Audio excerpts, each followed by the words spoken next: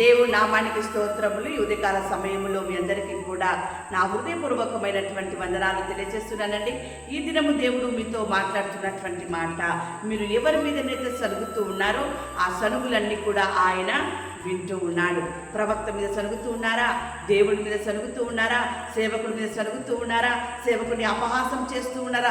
ప్రతిది కూడా ఆయన వింటూ ఉన్నాడు. కాబట్టి ఆయన తీర్పు తీరుస్తాడు దేవుని బిడ్డలారా.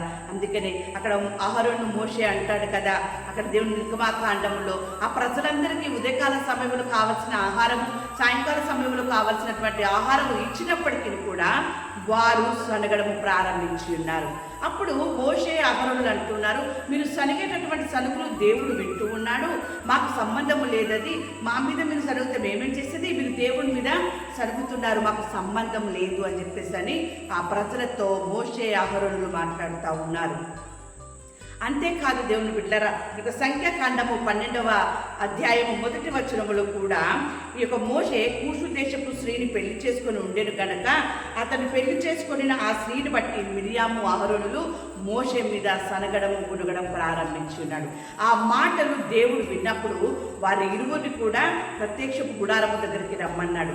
ఎప్పుడైతే ప్రత్యక్షపు గుడారము దగ్గరికి వారు వెళ్ళి ఉన్నారో వారిద్దరూ రాగా ఆయన, నా మాటలు వినుడి, మీలో ప్రవక్త ఉండిన ఎడల యెహోవా నాకు నేను దర్శనమిచ్చి అతడు నన్ను తెలుసుకున్నట్లు కలలో అతనితో మాట్లాడుదును, నా సేవకుడైన మోషే అట్టివాడు కాడు. దేవుడు బిడ్డలారా, సేవకుడి గురించి సనుగులు గునుగులు ప్రారంభమైనాయి.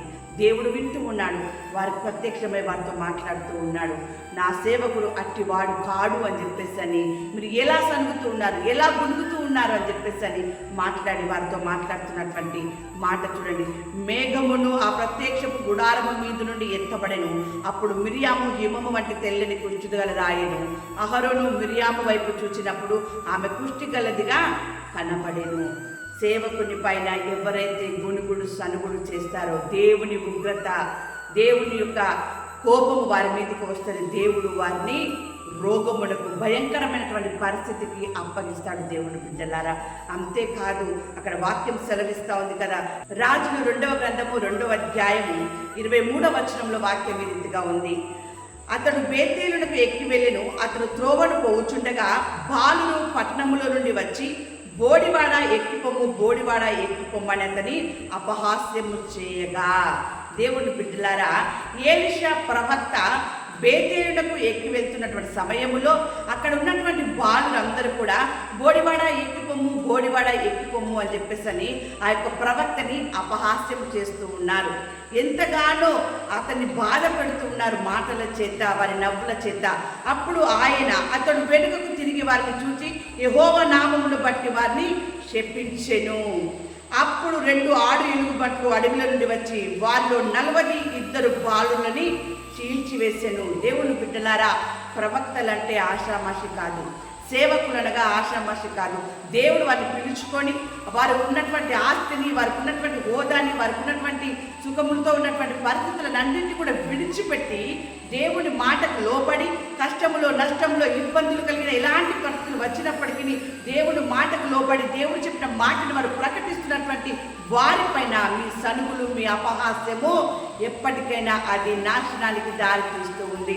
అప్పుడు ఎలీషా చెప్పించినాడు, ప్రవక్త నోట దేవుడు వాక్కు నుంచినాడు, ఆ వాక్కు విడుదల చేసినప్పుడు అది అక్కడ జరుగుతుంది. దేవుని బిడ్డలారా, జాగ్రత్త. ప్రవక్తని కానీ సేవకుని కానీ ఒక మాట అనేటప్పుడు మీ నోరులు కాచుకొని జాగ్రత్తగా మాట్లాడండి.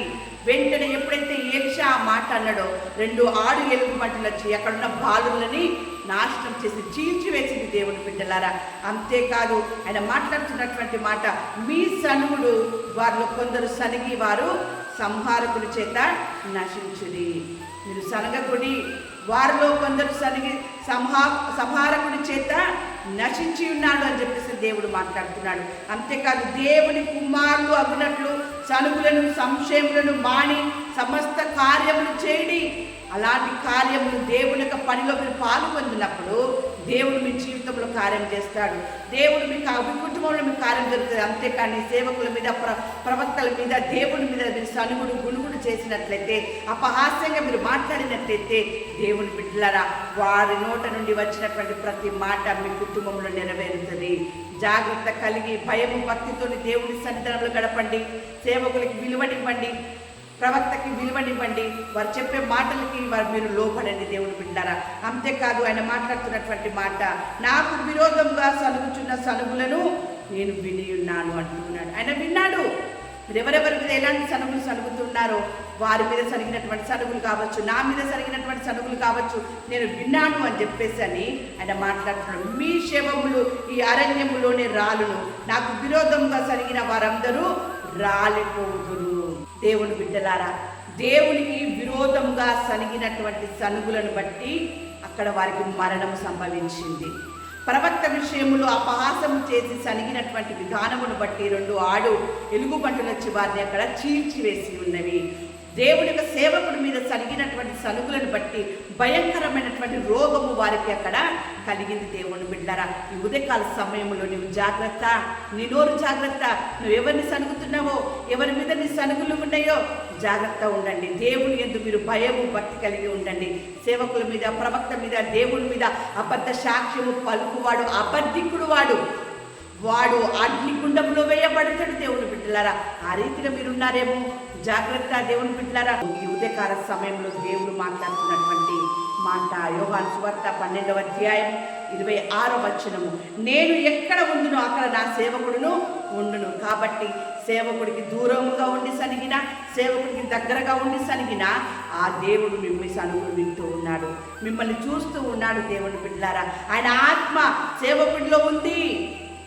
కాబట్టి జాగ్రత్త. సేవకుడికి విలువ ఇవ్వండి, విలువనిచ్చి మీరు ఆయనకి లోబడండి. ఆయన మాటలకి మీరు లోబడి విధేయత చూపినట్లయితే మీకు ఇలాంటి నాశనకరమైనటువంటి స్థితి మీ పైన, మీ కుటుంబం పైన ఉండదు. దేవుని బిడ్డలారా, అంతేకాదు ఆయన మాట్లాడుతున్నటువంటి మాట ఏంటంటే, వారు గోడె పట్ట కట్టుకొందురు, వారికి ఘోరమైన భయము తగులును, అందరూ సిగ్గుపడుదురు, అందరి తలలు బోడి అగును. దేవుని సేవకులని హేళి చేసినటువంటి వారికి అవమానం కలుగుతుంది, ఘోరమైన పరిస్థితి కలుగుతుంది. అంతేకాదు అందరి తలలు బోడి అగునట. నిందల పాలు, అవమాన పాలు, శ్రమల పాలు అయిపోతారు దేవుని బిడ్డరా. కాబట్టి దేవుడు మీకు అవకాశం ఇస్తూ ఉన్నాడు. దేవుని యొక్క సేవకుడి దగ్గర ఆయన ఉన్నాడు కాబట్టి మీ సనుగులు, మీ గునుగులు మాని, వారి మీద నిందలు వేయడము మాని, వారి కొరకు అపహాస్యంగా మాట్లాడడము మాని, వారిని దుఃఖపరిచేటటువంటి ప్రవర్తన, వారిని దుఃఖపరిచేటటువంటి మాటలు మీరు మాని వారికి విధేయత చూపినట్లయితే నిన్ను చూస్తున్న నీ దేవుడు, నీ కుటుంబాన్ని చూస్తున్న నీ దేవుడు మిమ్మల్ని నాశనం చేయక, మిమ్మల్ని చీల్చివేసేటటువంటి పనిని ఏ జంతువుకు అప్పచెప్పకుండా, ఎలాంటి రోగం కూడా మిమ్మల్ని పాడు చేయకుండా, ఏ రోగానికి కూడా అధికారం మీ పైన ఇవ్వకుండా ఆయన మిమ్మల్ని తప్పించి కాపాడి విడుదలనిచ్చి ఆయన మీకు క్షేమమును అనుగ్రహించును గాక.